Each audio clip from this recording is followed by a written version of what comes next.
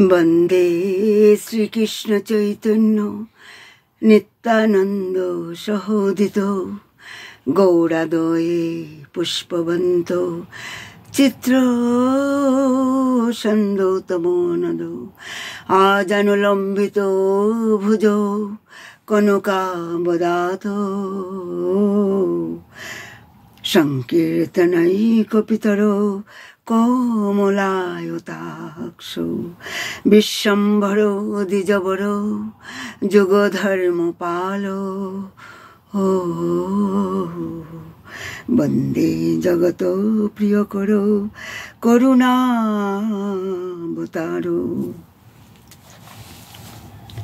प्रथमे आमी नित्यलीला प्रविष्ट जयं विष्णुपाद परमहंस महाभागवत महापुरुष अष्टोत्तर श्री श्रीमद स्वामी शिवानंद गोस्वामी महाराजेर चरणे आमार कोटि कोटि दंडवत प्रणाम।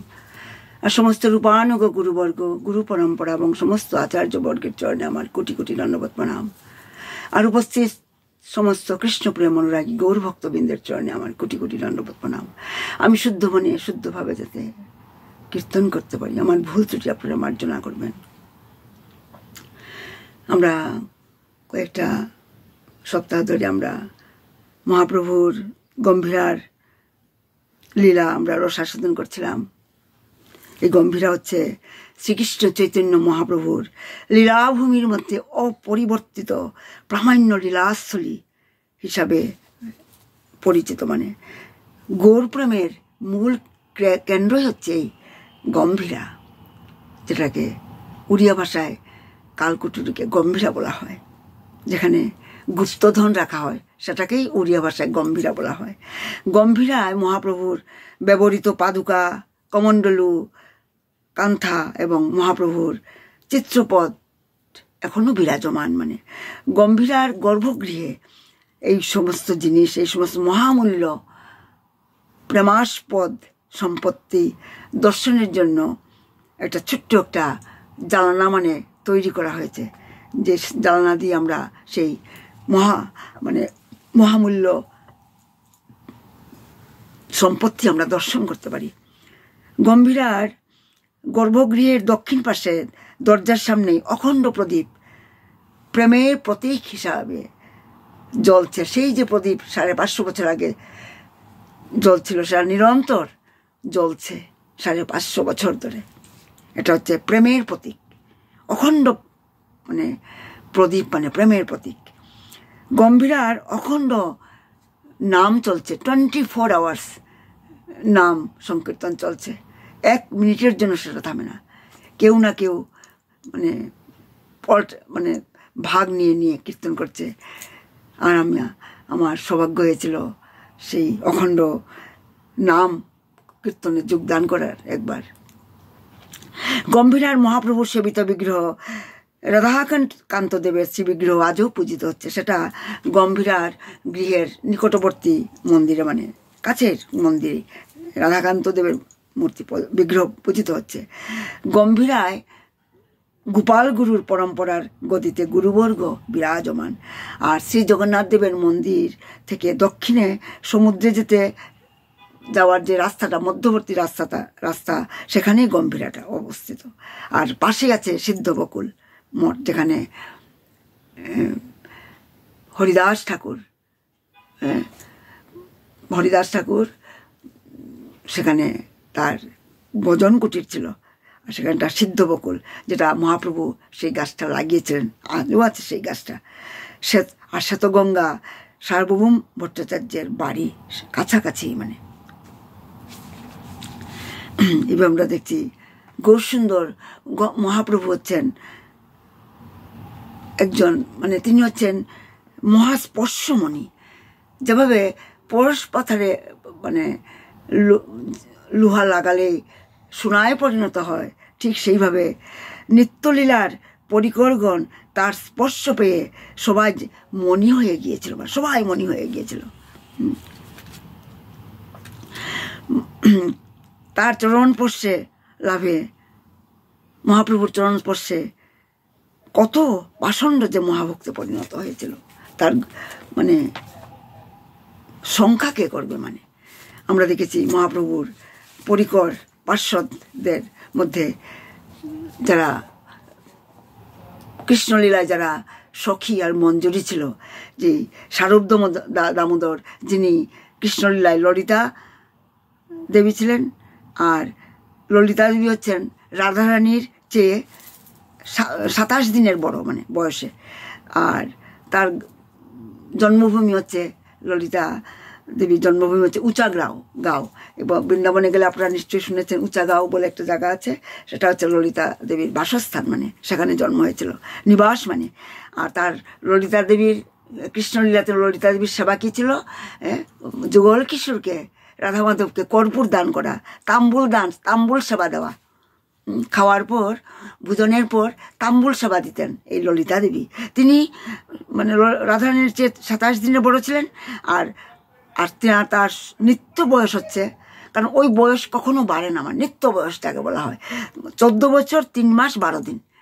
ওই বয়সেই তিনি সব সময় থাকেন। হ্যাঁ, 14 বছর 3 মাস 12 দিন স্বরূপ দামোদর সেই ললিতা দেবী এই কলিযুগে গৌরলীলাতে তিনি স্বরূপ দামোদর হয়ে এসেছিলেন। আর রায় রামানন্দ হচ্ছেন বিশাখা দেবী, শ্রী বিশাখা দেবী। আর রাধারানীর আর বিশাখা দেবীর জন্ম মানে রাধারানীর যেদিন জন্ম হয়েছিল সেদিনই তার জন্ম, একই দিনে জন্ম হয়েছিল বিশাখা দেবীরও, যিনি এই কলিযুগে মহাপ্রভুর পরিকর রায় রামানন্দ হয়ে এসেছিলেন। তার নিত্য বয়স হচ্ছে 14 বছর 2 মাস 15 দিন। আর তার কী সেবা কি দিতেন? যুগল কিশোরকে, রাধা মাধবকে কৃষ্ণলীলায় তিনি অলঙ্কার, রাধারানীকে অলঙ্কার, বস্ত্র, যুগল কিশোরকে দুজনকেই বস্ত্র অলঙ্কার পরিধান করাতেন, কর্পূরাদি সেবা দিতেন। হ্যাঁ, আর এইভাবে আমরা দেখেছি শ্রী মহাপ্রভুর পার্শ্বদ এই কলিযুগে যিনি গোবিন্দানন্দ দাস ঠাকুর মানে গোবিন্দানন্দ ঠাকুর, তিনি ছিলেন কৃষ্ণলীলায় চিত্রা দেবী। অষ্টসখী আপনাদের নিশ্চয় মনে আছে, ললিতা, বিশাখা, তুঙ্গবিদ্যা, ইন্দুলেখা, তারপরে চিত্রা দেবী। তো এই আটজন সখীরা তারা সবাই কিন্তু গৌরলীলাতে এসেছিলেন। আর গোবিন্দানন্দ ঠাকুর হচ্ছেন চিত্রা দেবী, মানে রাধারানীর থেকে তিনি মানে 26 দিনের ছোট, রাধারানীর থেকে ছোট। আর তার নিত্য বয়স হচ্ছে 14 বছর, সবাই 14 বছর, আপনারা লক্ষ্য করবেন 14 বছর 1 মাস 19 দিন। আর তার সেবা কী ছিল? চিত্রার কী সেবা ছিল? যুগল কিশোরকে, রাধা মাধবকে বস্ত্র অলঙ্কার পরানো। ঠিক সেইভাবে রায় রামানন্দ নয়, রায় রামানন্দ বিশাখা দেবী। আর মানে রামানন্দ বসু, তিনি ছিলেন কৃষ্ণলীলাতে তিনি ইন্দুলেখা ছিলেন, অষ্টসখীর ইন্দুলেখা ছিলেন। আর তার নিত্য বয়স হচ্ছে 14 বছর 2 মাস 12 দিন। আর কী সেবা দিতেন তিনি যুগল কিশোরকে? মধুপান, এই সেবাগুলি দিতেন। আর এই কলিযুগে ইন্দুলেখা রামানন্দ বসু হয়ে তিনি প্রকট হয়েছিলেন। আর শিবানন্দ সেন, আমরা গত ক্লাসে আলোচনা করেছিলাম, শিবানন্দ সেন কলিযুগে তিনি এসেছিলেন। তিনি একজন জমিদার ছিলেন। আর 4 মাস যে গৌরভক্তবৃন্দরা তারা পুরী ধামে যেতেন রথযাত্রার সময়, শিবানন্দ সব খরচা বহন করতেন। সেই শিবানন্দ সেন ছিলেন কৃষ্ণলীলায়, তিনি ছিলেন চম্পকলতা, অষ্টসখীর একজন চম্পকলতা ছিলেন। তার নিত্য বয়স হচ্ছে 14 বছর 2 মাস 14 দিন। রাধারানীর থেকে তিনি 1 দিনের ছোট ছিলেন। আর তার সেবা কী ছিল? চামর ব্যঞ্জন। যুগল কিশোরকে, রাধা মাধবকে, রাধাকৃষ্ণকে তিনি চামর ব্যঞ্জন করতেন, এটা তার সেবা ছিল। আর সেই চম্পকলতা গৌরলীলাতে শিবানন্দ সেন হয়ে এসেছেন। হ্যাঁ, কৃষ্ণলীলার যারা পরিকর ছিল, পার্শ্বদ ছিল, সবাই গৌরলীলাতে এসেছেন। তারপরে আমরা প্রবোধানন্দ সরস্বতী, তিনি কলিযুগে এসেছেন। তিনি কৃষ্ণলীলাতে তিনি ছিলেন তুঙ্গবিদ্যা, এই অষ্টসখীর যে তুঙ্গবিদ্যা ছিলেন। তার নিত্য বয়স হচ্ছে 14 বছর 2 মাস 20 দিন। আর তিনি কি করতেন? কিভাবে আনন্দ দিতেন রাধারানী আর কি ভগবান শ্রীকৃষ্ণকে তিনি নৃত্য করতেন, গান করতেন, গীত বাদ্য এবং নৃত্যাদির দ্বারা তিনি রাধারানী আর যুগল কিশোরকে সেবা দিতেন। আর তিনি রাধারানীর থেকে 5 দিনের মানে বড় ছিলেন মানে। তাই আমরা দেখছি। তারপর আবার এই অষ্টসখীর মধ্যে সুদেবী যিনি, শ্রী সুদেবী দেবী যিনি এই কলিযুগে বাসুদেব ঘোষ হয়ে তিনি আবির্ভাব হয়েছিলেন। আর তার নিত্য বয়স হচ্ছে 14 বছর 2 মাস 8 দিন। আর রাধারানীর সেবা কী দিতেন? তিনি রাধারানীর চুলে বেনুনি করতেন, চুলে ফুলের মালা লাগাতেন, কাজল পরাতেন, এইগুলির সেবা। তাই আমরা দেখছি এই কৃষ্ণলীলাতে যারা ছিল সখীরা সবাই গৌরলীলাতে এসছে। তারপরে আর এরা হচ্ছে সখীরা। আর মঞ্জুরি যারা মানে রাধারানীর অত্যন্ত প্রিয়, সেই মঞ্জুরিরা তারা এই গৌরলীলাতে এসেছিলেন। যেভাবে রূপমঞ্জরি যিনি রূপগোস্বামী, স্বরগোস্বামীর যে প্রধান মানে সেই রূপগোস্বামী তিনি ছিলেন কৃষ্ণলীলাতে রূপমঞ্জরি ছিলেন। তার সেবা ছিল কৃষ্ণলীলাতে, তার সেবা ছিল রাধারানীর কুঞ্জ সেবা এবং অন্যান্য সকল মানে অন্যান্য যারা সেবা করত অন্যান্য মঞ্জুরিদের তিনি অধ্যক্ষা ছিলেন। তাকে বলা হয় প্রিন্সিপাল বলা হয়, সবচেয়ে মানে মুখ্য ছিলেন। তার কথা মতো সবাই কাজ করতো মানে। তিনি অনেক সময় তাম্বুল সেবা করতেন, পদসেবাও দিতেন যুগল কিশোরকে মানে এই রূপমঞ্জরি যিনি রূপগোস্বামী এই কলিযুগে স্বরগোস্বামী প্রধান যে রূপগোস্বামী। কৃষ্ণলীলা তো তিনি ছিলেন কিন্তু মঞ্জুরিদের অধ্যক্ষ ছিলেন। ঠিক সেভাবে লোকনাথ গোস্বামী যিনি নরোত্তম দাস ঠাকুরের গুরুদেব লোকনাথ গোস্বামী তিনি কৃষ্ণলীলায় ছিলেন মঞ্জুলালী মঞ্জুরি, অন্য নাম তার শ্রীলীলা মঞ্জুরি ছিল। তিনি তার নিত্য বয়স হচ্ছে 13 বছর 6 মাস 7 দিন। আর রূপমঞ্জরির মানে নিত্য বয়স হচ্ছে 13 বছর 6 মাস। আমরা দেখছি সখীদের সমস্ত ওই যে ললিতা, বিশাখা, তুঙ্গবিদ্যা, ইন্দ্রলোকা তাদের 14 বছর, সবার 14 বছর বা 2 মাস কতদিন সবারই। কিন্তু যারা মঞ্জুরি তারা সবাই আমরা দেখছি সখীদের থেকে ছোট, 1 বছর কিছু মাস। তাই আমরা দেখছি মঞ্জুরিদের বয়স হচ্ছে 13 বছর নিত্য বয়স মানে এই বয়স কখনো বাড়ে না, ওখানেই থেমে গেছে মানে তাদের। তাই রূপমঞ্জুরির বয়স হচ্ছে 13 বছর 6 মাস। আর মঞ্জুলালী মঞ্জুরি যিনি লোকনাথ গোস্বামী এই কলিযুগে তার নিত্য বয়স হচ্ছে 13 বছর 6 মাস 7 দিন। ঠিক আমরা দেখছি সেইভাবে রঘুনাথ ভট্ট গোস্বামী যিনি ছিলেন রসমঞ্জরি কৃষ্ণলীলায়, তার নিত্য বয়স হচ্ছে 13 বছর, একজ্যাক্ট 13 বছর, কোনো মানে 7 দিন বা এইসব নেই, জাস্ট 13 বছর। আর তার সেবা হচ্ছে চিত্র এবং বস্ত্র সেবা। আজকে কি বস্ত্র পরিধান করবেন, কোন কালারের বস্ত্র পরবেন, কোন শাড়িটা পরবেন, কোন ধুতি পরবেন, সেইগুলি সিলেক্ট করা তার রসমঞ্জরির কাজ, যিনি রঘুনাথ ভট্ট গোস্বামী এই কলিযুগে গৌরলীলাতে অবতীর্ণ হয়েছেন। তারপরে রঘুনাথ তো 2জন আছে না, রঘুনাথ ভট্ট গোস্বামী আর রঘুনাথ দাস গোস্বামী। আর সেই রঘুনাথ দাস গোস্বামী তিনি ছিলেন কৃষ্ণলীলাতে রতিমঞ্জরি ছিলেন। আর তার সেবা কি ছিল? চামর সেবা এবং চরণ সেবা। চরণ সেবা করতেন রাধাকৃষ্ণের চরণ সেবা করতেন। আর চামর দুলাতেন। তার স্বভাব মৃদু স্বভাব ছিল। তার নিত্য বয়স হচ্ছে 13 বছর 2 মাস।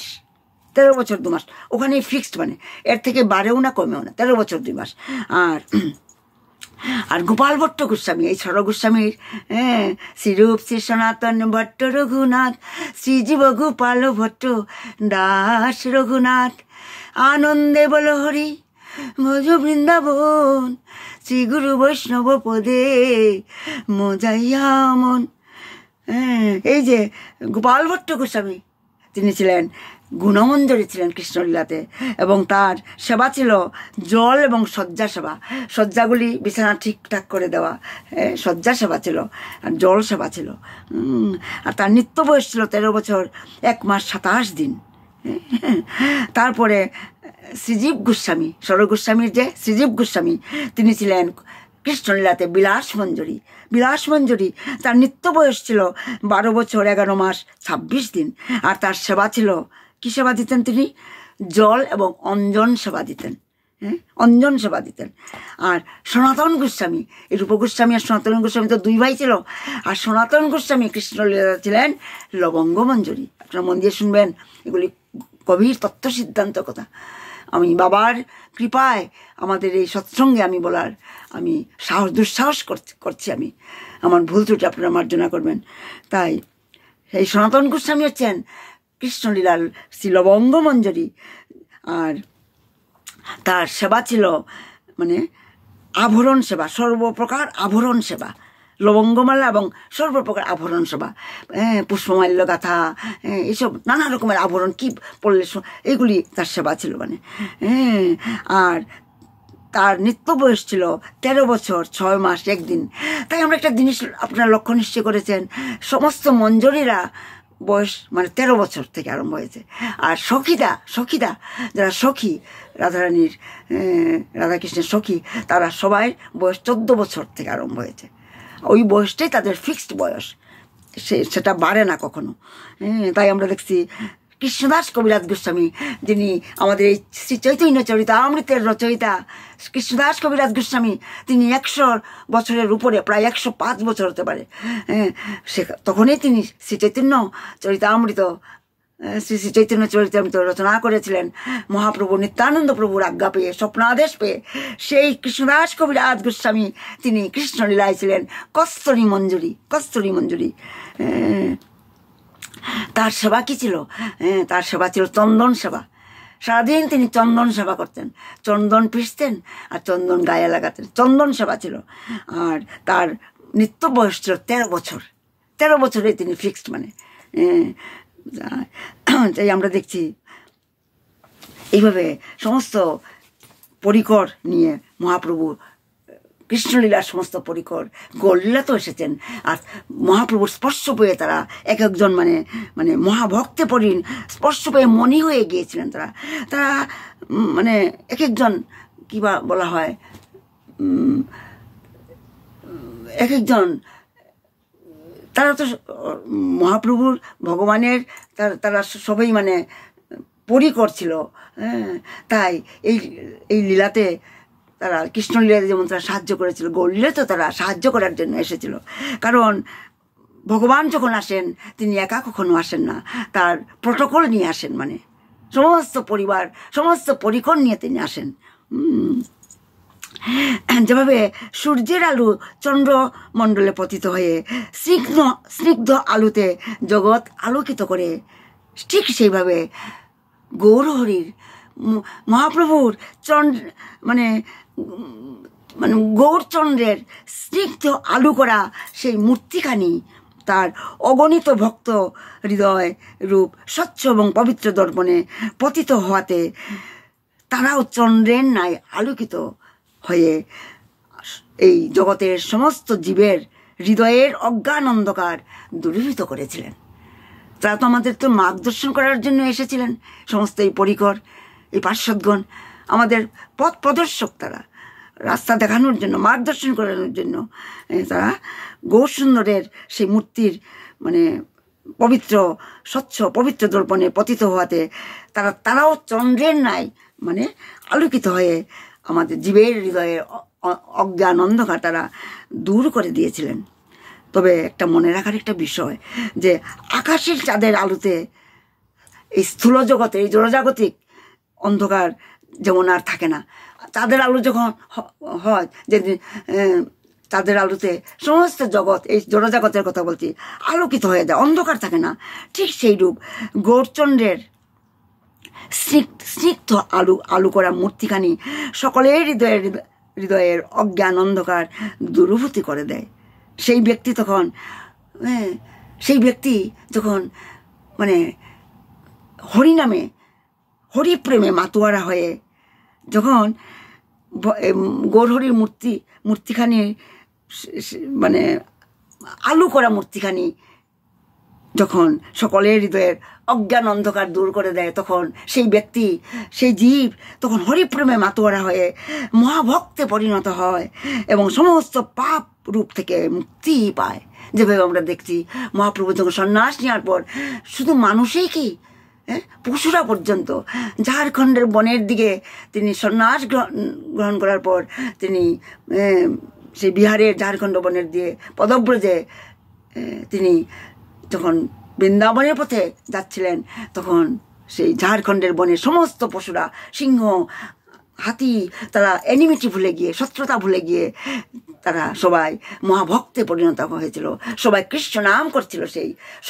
সেই পশুগুলি চৈতন্য মহাপ্রভুর পায়ে, হাতে, জিহ্বা দিয়ে দেওয়াল লিকিং অ্যাকচুয়ালি মানে কৃষ্ণপ্রেমে মাতোহারা গিয়েছিল। মানে এইভাবে গৌরচন্দ্র জগতে এসে তার ভক্তগণকে চন্দ্র বলা হয়েছে, তাই গৌরচন্দ্র এই জগতে এসে তার ভক্ত চন্দ্রগণকে নিয়ে জগতের সমস্ত অন্ধকার, অজ্ঞান অন্ধকার দূর করেছিলেন। তাই তোমার মনে একটা আমাদের প্রশ্ন আসতে পারে, তাহলে জগতের সমস্ত লোক কেন কৃতার্থ হলো না? মহাপ্রভু তো এসেছিলেন সবাইকে অজ্ঞান অন্ধকার থেকে করার জন্য, তবে সবাই কেন অজ্ঞান অন্ধকার থেকে মুক্তি লাভ করতে পারলো না?